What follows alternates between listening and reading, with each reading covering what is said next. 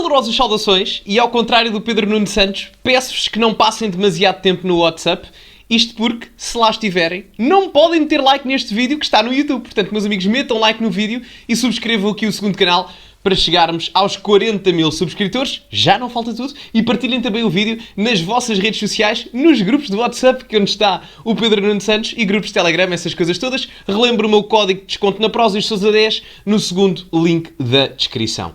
Ora, Pedro Nuno Santos discursou hoje, aliás, num evento do Partido Socialista a nível europeu, onde estão reunidos a bancada dos socialistas e democráticos do Grupo Parlamentar Europeu do PS, onde teceu comentários sobre a direita e a extrema-direita, enfim, vamos ouvi-lo. Nós vamos assistindo nos últimos anos a um avanço da extrema-direita na Europa, em Portugal também, não só da extrema-direita como também da direita clássica.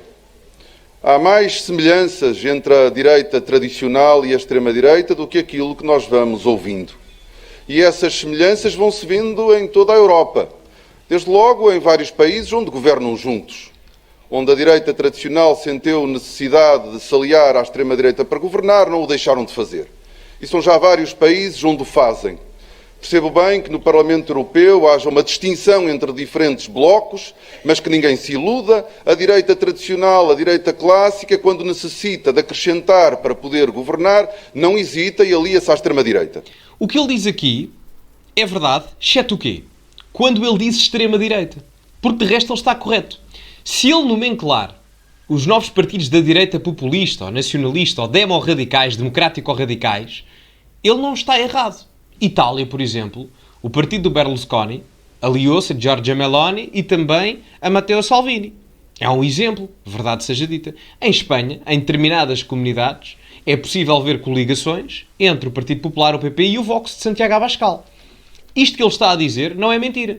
Mas qual é que é o problema aqui? É a nomenclatura e a nomenclação de extrema-direita que o próprio Pedro Nuno Santos dá.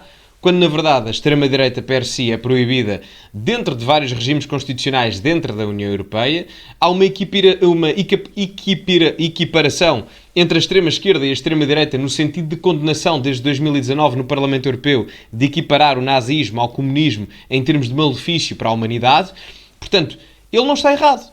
A direita que percebeu que se tinha que se atualizar com a nova direita populista e nacional, em determinados aspectos aliou-se. Em Espanha, em Itália, outros exemplos também na Europa. Portanto, isto é verdade. Qual é que é o problema? É que, na verdade, a extrema-direita, aquele nomenclado de extrema-direita, não é extrema-direita nenhuma. Pode ser uma direita democrática ou radical. Mas, nisso não afasta de ser de extrema-direita. Quanto muito, democrático ou radical, mas continua a ser democrático. Extrema-direita não é democrático. E é isso que nós já assistimos em vários países europeus. E não nos deixemos enganar também no Parlamento Europeu. A visão que partilham da sociedade é muito mais semelhante do que aquilo que se vai assumindo. E mesmo nos países onde não se juntaram para governar, aquilo que nós vamos assistindo é uma direita tradicional a assumir as bandeiras da extrema-direita. Ou governam com a extrema-direita... Pausa para palmas ao Pedro. Eram fortes essas palmas, essas eram fortes.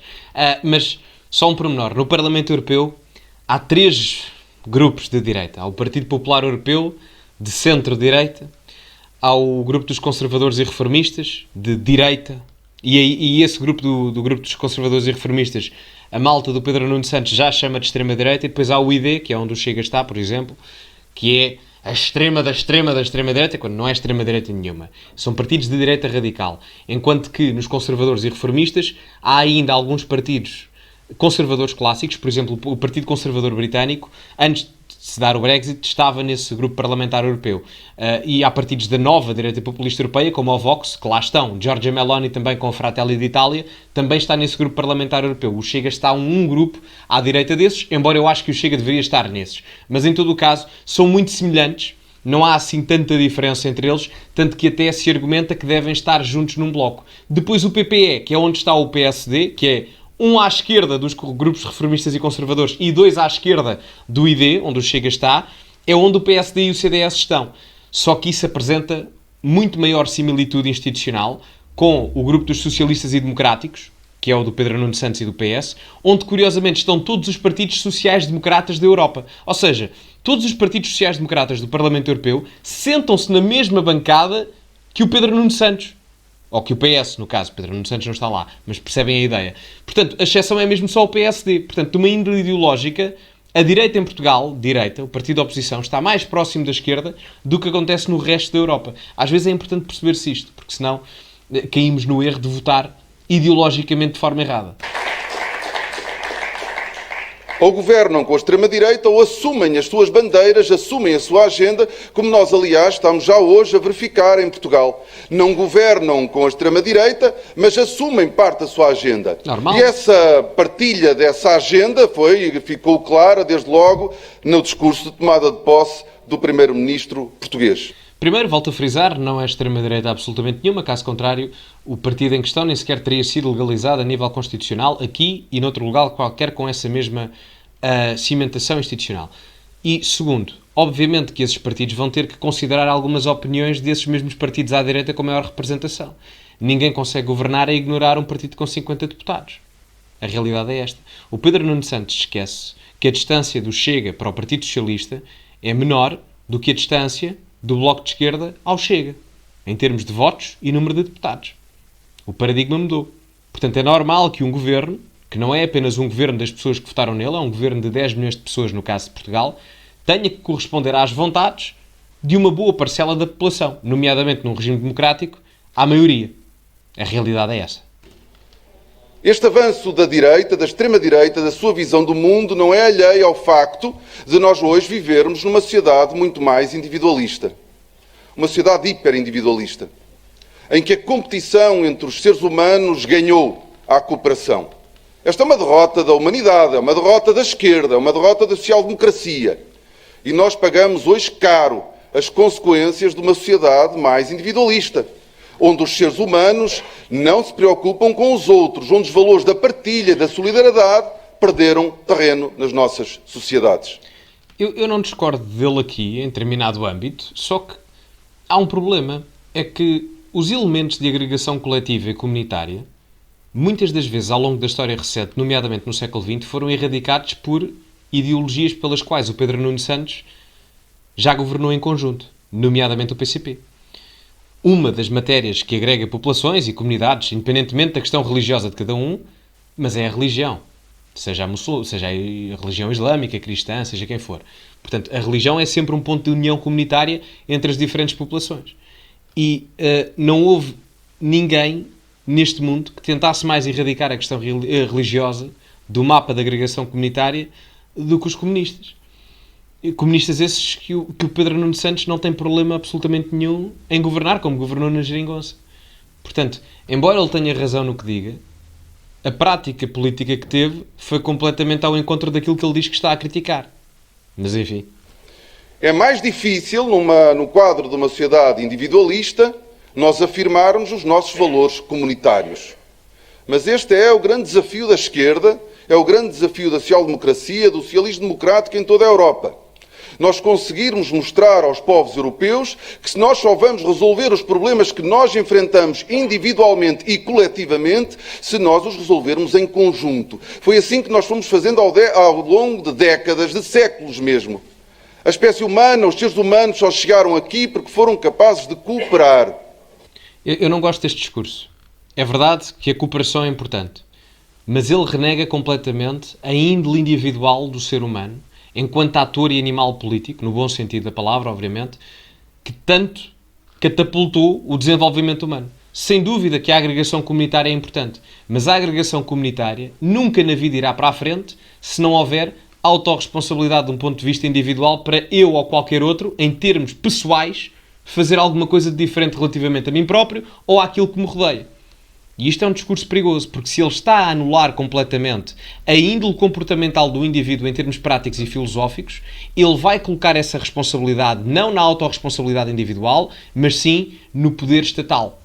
E ele agora certamente vem com a ladainha do Estado Social e etc, como a resolução dos problemas, retirando responsabilidade ao indivíduo e colocando essa responsabilidade, entre aspas, poder, no Estado, que não vou dizer totalitário, mas de cariz autoritário europeu que se está a formar agora neste momento, mas enfim. E na política esta cooperação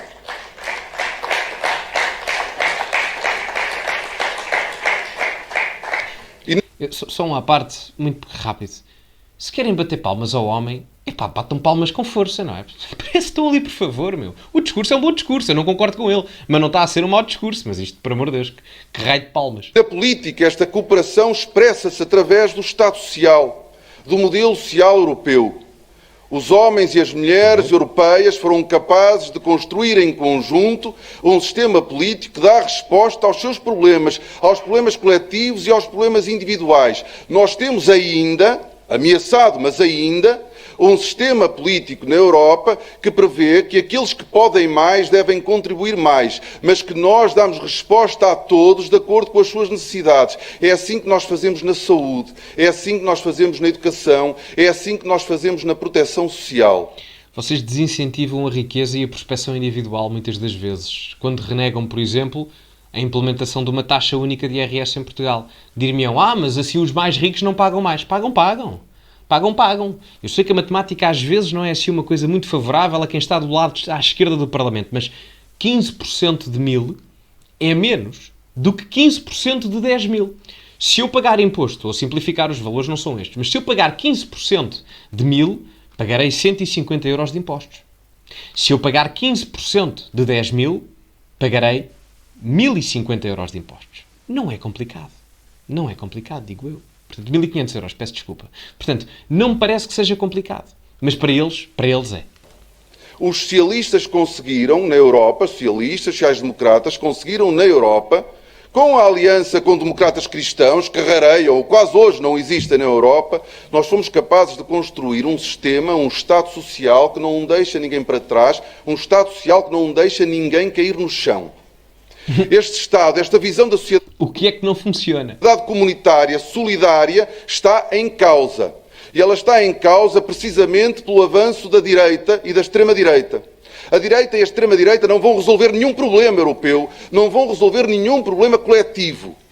Apropriam-se e exploram a divisão, o ódio e o individualismo. Do ponto de vista histórico, ele estar a dizer isto é um bocado até ofensivo. Não para a nova direita, porque não faz parte desse contexto de modelação histórica, porque é nova, obviamente. Mas para a direita clássica e para quem se ofende isto é do mais ridículo que existe. Até porque líderes europeus, até curiosamente do Partido Liberal e do Partido Conservador Britânico, o Churchill e tantos outros, moldaram a União Europeia ou a criação da mesma União Europeia, que na altura era a Comunidade Económica Europeia, e até na seca, nos seus primórdios, para acabar com essas questões de ódio e divisão em termos internos no continente europeu. Portanto, o que ele está aqui a dizer não é só falso, não é só extremamente ofensivo, ele pode ser ofensivo e tem a liberdade de o dizer, agora eu também tenho a liberdade de o corrigir com factos históricos. Portanto, olhando para o modelo histórico da construção da própria União Europeia, essa direita clássica, embora eu não vote nela, nem me reveja nos atuais tempos nessa mesma direita clássica, tem um papel importantíssimo na modelação democrática da construção da Europa como a reconhecemos nos dias de hoje. E ele não aceitar isso é só do mais ridículo que acontece. A direita clássica que ele nomencla aqui é representada pelo Churchill, por exemplo, que era o indivíduo vanguarda em termos mediáticos e o líder do Reino Unido na altura da Segunda Guerra Mundial, que derrotou os autoritarismos e totalitarismos na Europa. Portanto, eu não sei onde é que ele quer chegar com isto. Portanto, enfim. É assim que têm crescido, explorando o ressentimento, muitas vezes o descontentamento real e justificado de muita gente. Mas nós sabemos melhor do que ninguém que eles não têm, que a direita e a extrema-direita não têm a solução para resolver a frustração, a zanga ou o ressentimento com que tantos europeus vivem. Não ignoremos. São milhões e milhões e milhões de europeus que vivem problemas todos os dias, que estão zangados, que sentem que a política não lhes resolveu os problemas. A política... Quando ele diz a política, ele não quer dizer a política. A política significa o poder. São coisas diferentes. O que ele quer dizer é o Estado. O Estado é uma parcela do poder. São coisas completamente diferentes. O poder pode ser económico, social, cultural, de outras vertentes, sociais. Agora, as pessoas não têm que ter os seus problemas resolvidos pelo poder político. Não têm. As pessoas têm que ter condições para elas próprias resolverem os seus problemas da forma que entenderem. A única coisa que o poder político tem que fazer é criar as condições para que as pessoas tenham liberdade individual, para depois, se quiserem comunitariamente, resolverem os seus próprios problemas, que de um ponto de vista filosófico e da organização institucional e social na sociedade, é completamente diferente e, diga-se de passagem, muito mais livre. Mas muito mais. Que se sentem frustrados, que se tenham distanciado da política, que se tenham distanciado da União Europeia. E nós só conseguiremos com que os nossos valores voltem a prevalecer quando a política for capaz de dar resposta aos problemas destes milhões de europeus que sentem que a política deixou de dar resposta aos seus problemas. Ele aqui tem razão. Isto termina aqui, mas ele aqui tem razão. Eles só assim é que o farão. Agora, a visão que eles estão a apresentar aqui, através do Pedro Nuno Santos, não é benéfica e não os vai beneficiar. Porque estão literalmente a continuar a fazer a mesma coisa à espera de resultados diferentes. Isso não vai acontecer. Mas enfim, meus amigos, digam a vossa opinião nos comentários. Metam like no vídeo que ajuda bastante. Subscrevam o canal para chegarmos aos 40 mil subscritores. Partilhem também nas vossas redes sociais, grupos de WhatsApp com o Pedro Nuno Santos, Telegrams e essas coisas. E como é habitual, acima de tudo, cultivem-se. E até à próxima.